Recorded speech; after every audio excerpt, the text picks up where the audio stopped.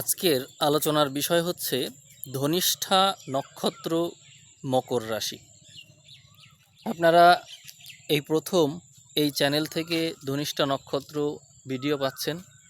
আসলে সময়ের অভাবে এবং আপনাদের বেসিক নক্ষত্র না থাকার কারণে ভিডিও দেওয়া হয় না। এখনও বেসিক নক্ষত্র দিতে পারিনি, তবে সামনের মাসে আপনারা বেসিক নক্ষত্রের ভিডিওটা পাবেন। কারণ আমার হাতে আসলে সময় থাকে না, এর আগে সময় ছিল না, দীর্ঘদিন ট্রেনিংয়ের কারণে পারি নাই, এবার পারবো। এই মাসে যদি আপনাদের ভিডিওর ভিউ যদিও বেসিক নক্ষত্র নেই, তারপরেও যদি আশানুরূপ হয় তাহলে আপনারা ভিডিও পাবেন। তা আমি আলোচনা শুরু করি। আপনাদের মূল নক্ষত্র অধিপতি হচ্ছে মঙ্গল, আর রাশির অধিপতি শনি। শনি মঙ্গলের একটা সংযোগ আপনাদের জীবনে রয়েছে, এবং শনি মঙ্গলের সংযোগের কারণে জন্মগতভাবেই আপনাদের মধ্যে সংঘর্ষ করার প্রবণতাটা বেশি। আপনারা সব পরিবেশকেই চ্যালেঞ্জ হিসেবে দেখতে পছন্দ করেন, এবং এই চ্যালেঞ্জের কারণে আপনারা স্মুথলি যে জীবনটা পার করবেন এটি সবসময় পারেন না। তো আমার এই মাসের যে মার্চ মাসের যে আপনাদের যে ফরকাস্ট অর্থাৎ ভবিষ্যৎবাণী, সেই বিষয় নিয়ে ম্যাক্সিমামই কিন্তু থাকবেন নেগেটিভ কথা। আপনারা যদি শুনতে পারেন তো ধৈর্য ধরে থাকবেন। তো আপনাদের মূল নক্ষত্র অধিপতি যে মঙ্গল, এই মঙ্গল ছিল হচ্ছে কিছুদিন আগেই মকরে। সেই হিসাবে আপনাদের স্বাস্থ্য বলটা মোটামুটি আপনারা ভালোই পেয়েছেন। আর প্রচেষ্টার ঘরে রাশির অধিপতি শনি থাকছে, ফলে আপনার মধ্যে যে কোনো পরিবেশে নিজের মতো করে কোনো কিছু করার যে অ্যাবিলিটি এটি থাকছে, এটি বজায় থাকবে। এবং কোনো পরিস্থিতিতে হার না মানার যে প্রবণতা সেটি থাকছে। আর সম্পদ প্রাপ্তিযোগ এইটা হচ্ছে সবচেয়ে বেশি ভালো। প্রতিকূল পরিস্থিতি বটে আপনার জন্য, প্রতিকূল পরিস্থিতি, কিন্তু তবুও আপনি ভালো করবেন, কারণ এখানে নানা রকমের গ্রহ সংযোগ দেখা যাচ্ছে। মার্চ মাসে গ্রহ সংযোগগুলো একটু এক থেকে অন্যের, অর্থাৎ আপনার যে দুই অধিপতি একের থেকে অন্যের একটু ডিফারেন্স থাকছে। কিন্তু সামনে যখন আমরা এগিয়ে যাব, অর্থাৎ এপ্রিলের দিকে আমরা দেখতে পাই শনি এবং মঙ্গল একসাথে, তখন আপনার জীবনে যে আলটিমেট চ্যালেঞ্জ সেটি আসবে। এখন মার্চ মাস চলছে, এই মার্চ মাসে আপনার যে মূল নক্ষত্র অধিপতি এই মঙ্গল থাকছে হচ্ছে রাহুর সাথে। এই জন্য আপনার জন্য চ্যালেঞ্জের প্রবণতাটা বেশি দেখা যায়। তো আপনি চ্যালেঞ্জ টেকার, এই জন্য চ্যালেঞ্জের বলে আসলে লাভ নেই। তারপরও আপনাকে একটু সতর্ক করা যে আপনি নানা রকমের প্রতিকূল পরিস্থিতির মধ্য দিয়ে যাবেন, তবে সম্পদ ভাগ্যটা অনেক ভালো থাকবে আপনার। আপনি যে কোনো পরিস্থিতিতে সম্পদ অর্জন করতে পারবেন। জন্ম সময়ে যদি শনি মঙ্গলের শুভ অবস্থান আপনার জন্মছকে থাকে, তাহলে আপনি এই পরিস্থিতি থেকে অবশ্যই লাভবানই হবেন। এখন আমরা দেখব সপ্তম ঘর, অর্থাৎ বিবাহকারক ঘর। এই ঘরে বিশেষ কোনো গ্রহ নেই, না থাকলেও জুনের পর থেকে এখানে আপনারা গ্রহ পাবেন। সাধারণত মঙ্গল প্রধান জাতক জাতিকাদের উপর যদি বৃহস্পতির প্রভাব থাকে, তাহলে তারা অনেক বেশি নিয়ন্ত্রিত থাকে এবং তারা ভালোও করে। আপনারা দেখবেন জন্ম সময় আপনাদের শনি এবং মঙ্গল বৃহস্পতির প্রভাবযুক্ত কিনা, তাহলে আপনাদের জীবনে ভালো করতে অনেক সুবিধা হবে। আমরা মঙ্গলকে যেখানে পাচ্ছি, এখানে ইতোমধ্যেই বৃহস্পতির দৃষ্টি মিথুন থেকে রয়েছে, যার কারণে আপনি নিয়ন্ত্রিত থাকবেন। অর্থাৎ আপনার তো মাথা গরম করার প্রবৃত্তি রয়েছে, আপনি যে কোনো পরিবেশে হঠাৎ করে মাথা গরম করেন এবং হুটহাট সিদ্ধান্ত নেন, দুঃসাহস রয়েছে আপনার। তবুও বৃহস্পতির দৃষ্টি থাকার কারণে আপনি বেশিক্ষণ আপনার রাগ ধরে রাখতে পারবেন না, অল্পতেই আপনি মানে ঠান্ডা হয়ে যাবেন, এরকম আর কি। এখানে রবি যুক্ত থাকবে মঙ্গলের সাথে, এই মাসে থাকছে। ফলে যদি প্রেশার থাকে কারো, তাহলে কিন্তু সমস্যা। হাই প্রেশার থাকলে সমস্যা, কারণ হচ্ছে হাই প্রেশারের প্রভাবে মৃত্যু ঝুঁকি পর্যন্ত রয়েছে। আপনারা একটু সাবধান থাকবেন এই বিষয়টা নিয়ে। আর আপনাদের পঞ্চম ঘরটা একটু দেখব। আপনাদের নক্ষত্র সাপেক্ষে যদি রাশি সাপেক্ষে যদি হিসাব করি, তো পঞ্চম ঘর পড়ছে হচ্ছে বৃষ। বৃষতে বিশেষ কোনো গ্রহ নেই, কিন্তু বৃষের অধিপতি শুক্র, সে আপনার রাশির অধিপতি শনির সাথে তৃতীয় ঘরে থাকবে, যা প্রচেষ্টা বলকে বৃদ্ধি করে। মঙ্গল প্রধান জাতক জাতিকাদের প্রচেষ্টার ঘরে গ্রহ থাকা ভালো। শনি থাকছে, শুক্র থাকছে, তো পঞ্চমের সাথে যখন রাশির অধিপতির কানেকশন হলো, এটি অবশ্যই ভালোই হলো। তো সেই হিসাবে আপনারা এই মাসে নিজ প্রচেষ্টায় যে কোনো কিছুতে সাফল্য অর্জন করতে পারবেন। ব্যবসা ভাগ্য সেই হিসাবে ভালো থাকছে, আবার চাকরি ভাগ্যও ভালো থাকছে। আপনাদের দ্বিতীয় ঘর থেকে অধিকাংশ গ্রহ দৃষ্টি দিচ্ছে অষ্টমের দিকে। এই জন্য আপনাদের মধ্যে প্রতিকূল পরিস্থিতি থেকে লাভ উঠানোর প্রবণতা দেখা যাবে। এছাড়াও ষষ্ঠ ঘরে আমরা শুভগ্রহ বৃহস্পতিকে দেখতে পাবো। সেখানে এই বৃহস্পতি হচ্ছে তৃতীয় পতি, প্রচেষ্টার অধিপতি হিসেবে ষষ্ঠে থাকার কারণে চাকরি ভাগ্যটা অনেক ভালো থাকছে। এছাড়াও আপনাদের মানে মাত্রাতিরিক্ত পরিশ্রম করতে দেখা যাবে, যে পরিশ্রমটা সাধারণত অন্য রাশির মানুষ করতে পারে না, এরকম পরিশ্রম আপনারা করতে পারেন এবং এই মাসে পারবেনও। আপনাদের প্রতিকূলতার মাত্রা বেশি থাকছে, কিন্তু সেটা সমস্যা না। আপনাদের চ্যালেঞ্জিং যে মনোভাব, এই কারণে আপনারা এগুলোকে তোয়াক্কা করেন না। তো সেই বিষয়টা ভালো। কর্মঘরটা দেখি, কর্মঘরের অধিপতি শুক্র, সেও ওই প্রচেষ্টার ঘরেই থাকছে। এই কারণে এই দিক থেকে আবার ভালো। দশমপতি, দ্বিতীয়পতি এবং তৃতীয়পতি একসাথে হলো, সেই সাথে থাকছে পঞ্চমপতি।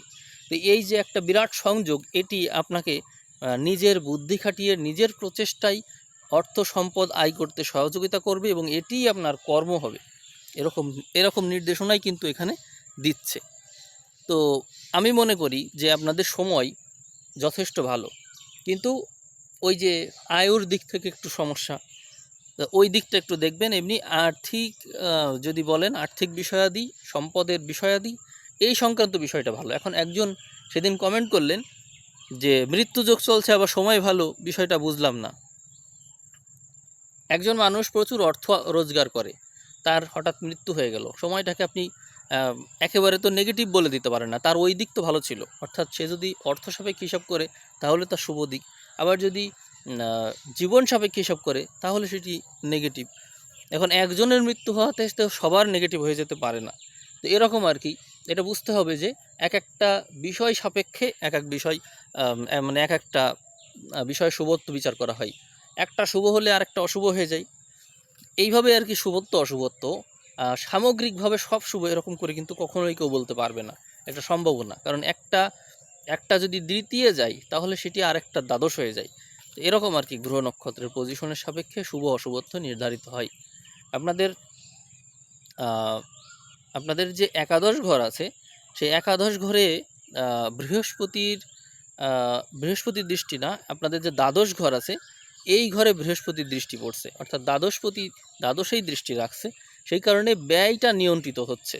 আর সম্পদের ঘরে অনেকগুলো গ্রহ থাকছে, তার কারণে আপনাদের সম্পদ সঞ্চয়ের মাত্রা বেশি দেখা যাবে। যদিও প্রচুর খরচ থাকবে, তবুও সঞ্চয়ের মাত্রা বেশি আপনাদের।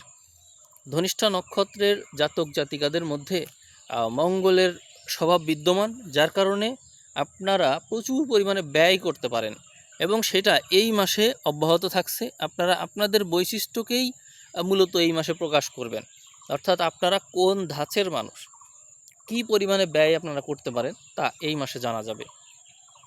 সাধারণত জন্মছকে মঙ্গল যদি শুভ অবস্থানে থাকে, তাহলে ধনিষ্ঠা নক্ষত্রের জাতক জাতিকারা ভালো করে থাকে জীবনে। কারণ হচ্ছে মঙ্গল যদি নেগেটিভলি প্রভাবিত হয়, বিশেষ করে রাহু দ্বারা প্রভাবিত হয়ে পড়ে, তাহলে জীবনে প্রচুর পরিমাণে আপনাদের ছুটতে হয়। কারণ আপনাদের রাশির অধিপতি শনি আর নক্ষত্র অধিপতি মঙ্গল, শনি মঙ্গলের ভিতরে কিন্তু শত্রুতা আছে। তাহলে এই দুই অধিপতি এক জায়গায় হলেও আবার সমস্যা। এই যে কথা আমি বলছিলাম যে এপ্রিলের দিকে শনি মঙ্গল একত্র হলে তখন আপনারা যথেষ্ট সংগ্রাম সংঘর্ষ করবেন। এটি একই সাথে আপনার উত্থান, আবার একই সাথে পতন, অর্থাৎ এটি আপনাকে এমন একটা জায়গায় নিয়ে যাবে যেখানে যেমন এভারেস্টের মতন আর কি বলা যায়। যে পা পিছলে গেলেই মৃত্যু, আবার শিখরে উঠতে পারলে সেটি ইতিহাসে নাম লেখানো, এরকম একটা বিষয় শনি মঙ্গলের সংযোগ। তবে আপনাদের মধ্যে একটা জিনিস ভালো থাকবে, যে কোনো কিছুতে নিখুঁত যে হিসাব সেটি ভালো থাকবে। অর্থাৎ অনেকে থাকে না যারা ডিজাইন করে, অর্থাৎ যে কোনো কিছুর মধ্যে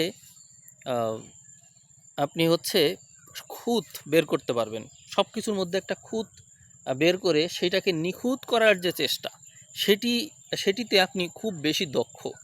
অনেকে থাকে যারা হচ্ছে এই ডিজাইন সংক্রান্ত বিষয় নিয়ে কাজ করে। এছাড়াও অনলাইনে নানা রকম বিষয়াদি রয়েছে, তারপরে কম্পিউটার বা ইলেকট্রনিক্স এই সংক্রান্ত বা কোনো যন্ত্রাদি যেগুলো সারাতে হয়, ঠিক করতে হয়, এই যে বিষয়গুলো রয়েছে, মেকানিক্স, এই সমস্ত নানান বিষয় কিন্তু আপনি পারদর্শী। এবং এই যে মার্চ মাসের থেকেই আপনারা দেখবেন আপনাদের মধ্যে এই প্রবণতাগুলো আরও বেশি বাড়বে, এবং এপ্রিলে গিয়ে অনেকেই এই বিষয়ে সাফল্য লাভ করবে, কারণ ওই সময় শনি মঙ্গল একত্রে হবে এবং একত্র হয়ে কিন্তু এই বিষয়ে যথেষ্ট সাফল্য দিয়ে যাবে। শুধুমাত্র এই বিষয়ে যে আপনি সাফল্য লাভ করছেন তা না, অন্যান্য বিষয়াদিতেও যেগুলো অ্যানালাইসিস প্রয়োজন হয়, অ্যানালিটিক্যাল বিষয়ে অবশ্যই আপনি ভালো করবেন। তবে মনে রাখবেন শনি মঙ্গলের সংযোগ তারপরেও নৈসর্গিক অশুভত্বেরই পরিচায়ক। এই কারণে হাড় সংক্রান্ত বিষয়াদিতে সমস্যা হতে পারে। এই যে সেদিনই আমি একটা ঘটনা শুনলাম যেখানে অ্যাক্সিডেন্ট করে পা ভেঙে গিয়েছে, পা ভেঙে একটা পা নাকি অ্যাক্সিডেন্টে এমন অবস্থা হয়েছে যে একটা পা কেটে বাদ দিয়ে দিতে হয়েছে, আর একটা পায়ের অবস্থা আশঙ্কাজনক। এই যে অবস্থা, এটি কিন্তু এই যে মঙ্গল শনির ঘরে আছে এবং সাথে রাহু যুক্ত আছে এবং অন্যান্য গ্রহাদি যুক্ত, এই কারণে কিন্তু হচ্ছে। আর সামনে শনি মঙ্গল একত্র হলে এই পরিস্থিতি শুধু আপনার জন্য বিপজ্জনক তা না, সবার জন্যই বিপজ্জনক। শনি মঙ্গল একত্র হয়েছে কিন্তু কোথাও কিছুই হয় নাই, এইটা কিন্তু হতে পারে না। এটা আশ্চর্যজনক বিষয় যে কোনো কিছু ঘটবে না, এটা হতে পারে না। অবশ্যই কিছু ঘটবে এবং সেটি নেগেটিভ ম্যাক্সিমাম ক্ষেত্রে নেগেটিভ হবে। তবে যারা ওই যে বলছিলাম অ্যানালাইসিসটা যারা ভালো পারে তাদের জন্য ভালো। কর্মঘর যাদের মানে যাদের কর্মঘর হচ্ছে এই মিন, যেমন বৃষ এর আয়ের ঘর পড়ছে হচ্ছে মিন, কিন্তু যারা মিথুন রাশি বা লগ্ন, এদের কর্মঘরটা পড়ছে হচ্ছে মিনের ঘর, ওইখানে ওই শনি মঙ্গল একত্র হচ্ছে, ফলে এদের কর্মক্ষেত্রে কিন্তু যথেষ্ট অ্যানালাইসিস করার সক্ষমতা তৈরি হচ্ছে। তো সেই বিষয়টা তাদের পক্ষে থাকছে, সেটি ভালো। আপনাদের বসত ভিটা যেহেতু মঙ্গলকারক অর্থাৎ ভূমিকারক, এই জন্য আপনাদের ভূমি সংক্রান্ত বিষয়টা দেখা জরুরি। তো চতুর্থ ঘরে কোনো গ্রহের দৃষ্টি না থাকলেও চতুর্থে গ্রহ আসবে হচ্ছে মাসের একেবারে শেষে, শুক্র আসবে এখানে। তো শুক্র যেহেতু পঞ্চমপতি এবং দশমপতি আপনাদের জন্য, তো সেই হিসাবে রাজযোগকারী গ্রহ কিন্তু শুক্র। তো শুক্রের অবস্থান চতুর্থে আসা, এটা আপনাদের জন্য ভালো। তৃতীয় ঘরে কিন্তু ইতোমধ্যেই শুক্র শনির একটা প্রভাবে আপনারা যথেষ্ট ভালো করবেন। 5 থেকে 20 তারিখ, এই তারিখটা আপনার জন্য বেশ রিমার্কেবল, স্মরণীয় আপনার জন্য। আর শুক্রের অবস্থান অর্থাৎ তার পরবর্তীতে শেষের দিকে শুক্র যখন চতুর্থে আসছে, তখন সংসারে সুখ আসা, তারপরে হচ্ছে বাড়ির দিকে মনোযোগী হওয়া, জমি জমা কেনার চেষ্টা করা, এই বিষয়গুলোতে উন্নতি দেখায়। আর কর্মক্ষেত্র ব্যাপকভাবে উন্নতি করবেন, কারণ শুক্রের দৃষ্টি দশমে পড়ছে, যে ঘরের অধিপতি শুক্র নিজেই। এই জন্য এই দিকটা ভালো থাকছে আপনার জন্য। আমি ধনিষ্ঠা নক্ষত্রের রাশিফল এই প্রথম দিচ্ছি কিন্তু। অতএব আপনারা এই ভিডিও দেখার পরে অবশ্যই আপনাদের মতামত জানাবেন, কমেন্ট করবেন। আর হচ্ছে সামনে আপনারা ভিডিও চান কি না সেই বিষয়েও জানাতে পারেন। যদি ভিডিওর ভিউ ভালো হয়, আপনাদের সন্তুষ্টি লাভ করে এই ভিডিও, তাহলে সামনের মাসে আপনারা আবার ভিডিও পাবেন। এবং আপনাদের অনুভূতির উপরই নির্ভর করছে সামনে এটা কন্টিনিউ হবে কিনা, কারণ যেহেতু অনেক শেষের দিকের একটা নক্ষত্র, শেষের দিকে বলতে আর কি আমার সিরিয়ালের শেষের দিকে এই নক্ষত্রটা এসেছে। তো তারপরেও কোন নক্ষত্রের ভিডিও এই চ্যানেলগুলো, মানে এই চ্যানেল কোন নক্ষত্রের ভিডিও আপলোড দিবে, সেটা নির্ভর করছে দর্শকদের উপর। অলরেডি রেবতী নক্ষত্র এবং কন্যা রাশির উত্তর ফাল্গুনী নক্ষত্র অলরেডি তাদের যে টার্গেট ছিল সেটা ফুলফিল করতে পেরেছে। আমি আশা করছি আপনারা আপনাদের টার্গেট ফুলফিল করতে পারবেন। আপনারা ভিডিও শেয়ার করার চেষ্টা করবেন যাতে ভিউ 5000 ভিউ ক্রস করে যায়। আমার টার্গেট হচ্ছে 5000। যারা যারা এই এই টার্গেটটা পূরণ করতে পারছে তাদের ভিডিও আমি দেব, এরকমটাই আমি টার্গেট নিয়েছি। কারণ হচ্ছে এতগুলো নক্ষত্র ভিডিও দেওয়া সম্ভব হয় না।